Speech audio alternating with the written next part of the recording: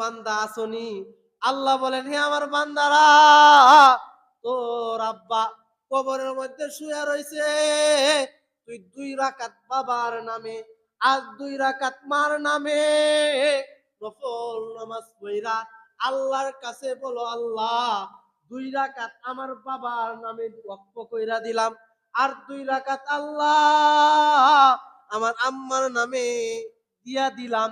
3 বার কুহু আল্লাহ ফইরা আল্লাহর কাছে বলো, আল্লাহ এই 3 বার কুহু আল্লাহর সওয়াব আমার আব্বার কবরে আল্লাহ আপনি পৌঁছিয়ে দেন।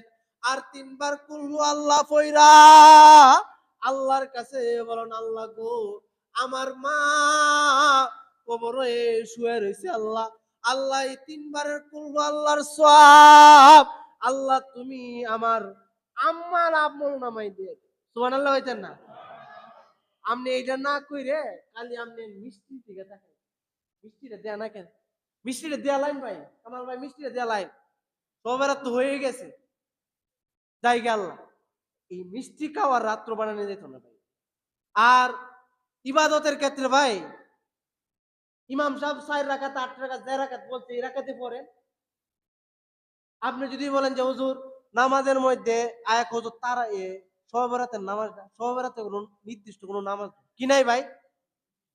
আমরা বাঙালি তো বুঝি না, এই আবেগে বাঙালি। শবে বরাতে কোনো নির্দিষ্ট নামাজ নাই। আপনি অন্য অন্য নামাজের মতো নেই, শবে বরাত যেহেতু ইবাদতের রাত্র, এই রাতটার মধ্যে বেশি বেশি একটু ইবাদত বন্দি করেন। কারণ এই রাত্রে আল্লাহ আপনার 1 বছরে কি প্রয়োজন, কি লাগবে না লাগবে এটার একটা লিস্টি করে। আর আপনি যদি এই দিন রাত্রে আবুল বিড়ি টানেন আর ফ্রি ফায়ারের মধ্যে বল দর দর মাইরেছে খাইল, তাহলে আল্লাহ আপনার ভালো লাগবে। এই জন্য ভাই এই রাত্রের মধ্যে আবার কিছু মুসল্লি আছে ভাই শুক্রবারে নামাজ এটাও করতো না, আবার আসর তো পড়তোই না, মাগরিবের সময় গোসল করবো, ইয়াসারের সময় আতরটা তো সুন্দর পাঞ্জাবি লাগাই আইব, আয়া শবে বরাত অর্জন করবো। কি করব? শবে বরাত নিতে আইব। আল্লাহ কই এত লালি আজকের না কিনা। এক বেটা লালি নাপতাছে, একজনে খাইতে হইছে আর কি লুকে, তে বলছে যে ভাই 1 কেজি লালি লালি দিন। ও আমি খাইতেছি, তুই লালি লই এলা। তো ওই বেচারা নিজের ইচ্ছা টিয়ে ফট দিয়ে লইতেছে, তখন বেচারা কইতে রাখ রাখ রাখ এত লালি আজকের না। এই কথাটা ওই জায়গা থেকে আইছে। তাইলে ভাই কিছু মানুষ আছে ভাই কি শবে বরাতের দিন রাত্রে, আজকে শুক্রবার আবুল বিড়ি টানবো, সারাদিন নামাজ পড়তো না, আসর পড়তো না, মাগরিব পড়তো না, আবার ফজরও পড়তো না, মাঝখানে আইসা ইয়াসারের নামাজটা পইরা শবে বরাতের বাগ লইয়া যাইতে গাছাইব, কিনি যাইতে গাছাইব। এটা হইলো এমন কথা। এক লোকে বাজারও মাছ কিনতে গেছে। কি কিনতে গেছে ভাই? যখন বাজারে এক লোকে মাছ কিনতে গেছে, মাছ কেনার সময় ওই লোকে কইছে যে ভাই গুড়াগাড়া 500 টাকার মাছ দে। তখন ওই বেচারা গুড়াগাড়া 500 টাকার মাছ দিল। দেওয়ার পরে দেখবেন মাছ দিতেছে না, মাছ দেওয়ার পরে 500 টাকা দিছে, পরে এবার খুচরা থেকে আরো 1 মুঠ বা 2 মুঠ এবার দে। হ্যাঁ, তো দেওয়ার পরে ওই লোকে বাড়িতে নিয়ে আসছে। আসার পরে বিবিরে বলতেছে, বিবিরে আজকে তো এক বিরাট কাম করছে। বিবি সাহেব বলতেছে কি বিরাট কাম করছেন? আমি 1000 টাকা বা 500 টাকার মাছ কিনছি, ওই লোক আমারে এতগুলি মাছ এক্সট্রা দিছে। তখন বিবি বলতেছে আপনি আসলে বেক কি হয়েছে? আপনারা যে এক শাড়ি দিছিল, এক্সট্রা মাছটি দিছিল, ইডি নিয়ে আইতেন আর হি মাছগুলি ফেরত দিত। বেটা কি কইব? যদি আপনি 500 টাকার মাছ কিনার পরে এক্সট্রা যদি দে, ইডি যদি আরেক জায়গায় রাখা, আর যদি বলেন যে ভাই কি মাছটা আপনি নেন, এটা আমি লয়ে যাই, বেটা দিব? কি কইব বেটা? কি কইব কোন বেটা? কি কইব? কোন একটা কিছু কইব, অর্থাৎ কানের নিচে একটা মারবো টাস করে। তো আল্লাহ বলতেছে বান্দারে তুই শুক্রবারে নামাজও পড়লে না, আসর তো বুলে ফিস লাগায় পশ্চিম দিকে ফিরলে না, মাগরিবও পড়লে না, এশারের দিন আইসস আমি আল্লাহ রিজিক বন্টন করব, আর এই রাত্রে আইসস তুই জুফরি বইরা তুই তোর কি কি লাগবো ওইগুলি নিয়ে যাইতে। এত লালি আজেন না, ওই তালিকার মধ্যে তারাই ওইগুলি পাইবে যারা শুক্রবারের নামাজগুলি পড়ছে, আসর পড়ছে, মাগরিব পড়ছে, এবং আপনার শবে বরাতের রাত্রে আল্লাহর কাছে ইবাদত বন্দি করছে আর তওবা করছে। আল্লাহ পিছনে যত নামাজ চাইরা দিছে আল্লাহ এগুলি আর জীবনেও আর পিছনে যা করছি তো করছি আল্লাহ, আর সামনে যা আসবে আর এক ওয়াক্ত নামাজও পড়বো না। আল্লাহ বলে যেমনি ভাবে 1000 টিয়ার মাছ কিনলে যেমনি ভাবে তারা এক্সট্রা একটা ফি দেয়, আমি আল্লাহ ওই শবে বরাতের দিন রাত্রে তার আমল নামাই তার ভাগ্যে তো ভালো কিছু রাখবই, ওই মাছ উলার মতো আমি আরো এক মুষ্টি এক্সট্রা তারে দান করবো। সুবহানাল্লাহ।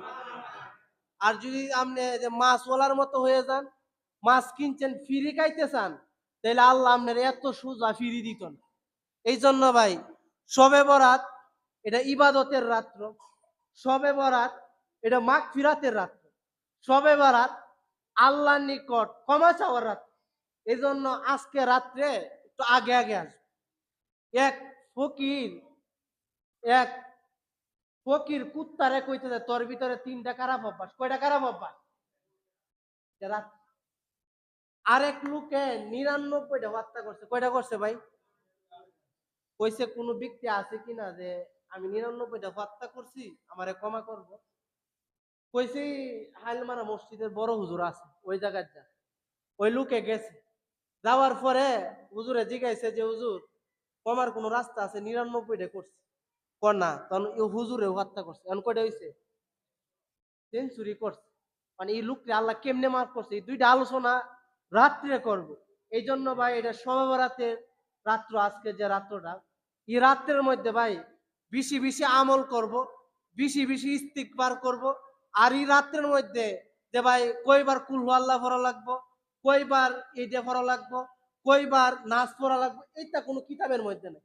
আপনি জয় সবার মন চা ওই সবার পড়েন, যত হাজার রাকাত মন চা তত হাজার রাকাত নামাজ পড়েন, আপনি যত ইবাদত বন্দেগী মন চা তত করেন।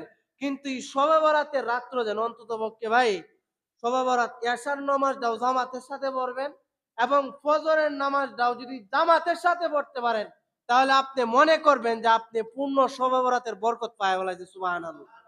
কিতাবের মধ্যে আসছে কোন ব্যক্তি যদি এই শবে বরাতের দিন রাত্রে, অর্থাৎ যে কোনো রাত্রে এশারের নামাজ জামাতের সাথে আদায় কইরা আবার ফজরের নামাজ জামাতের সাথে আদায় করে, তাহলে সারা রাত্র দাঁড়ায় নফল নামাজ পড়লে যে সওয়াব ই পরিমাণ সব তার আমল নামায় লিখে দেয়। সুবহানাল্লাহ। আর এটা ভাই শবে বরাতের রাত্র। আপনার আব্বা মারা গেছে, আপনার আব্বার নামে আপনি 500 টাকা মসজিদে দিতে পারলেন না?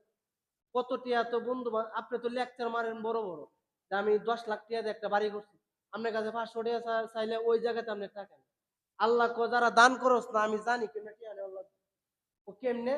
ও এমন এক অসুখ দিমু, এমন এক সমস্যাতে ফালাইমু, ফালাইয়া সিফার মধ্যে রাইকা পরে আমি আল্লাহ টিয়া গুলি টাইনে পারবো। আল্লাহ রাস্তায় দান করতে চাও না, কেমনে যে তোমার টাকা আনা লাগে এই পদ্ধতি তরিকায় নিয়ম আমার আল্লাহর জানা আছে। এই জন্য আল্লাহকে বান্দা রে বেশি বেশি দান কর, সমস্যা আছে আমি সমস্যা থেকে মুক্তি দিব। সুবহানাল্লাহ।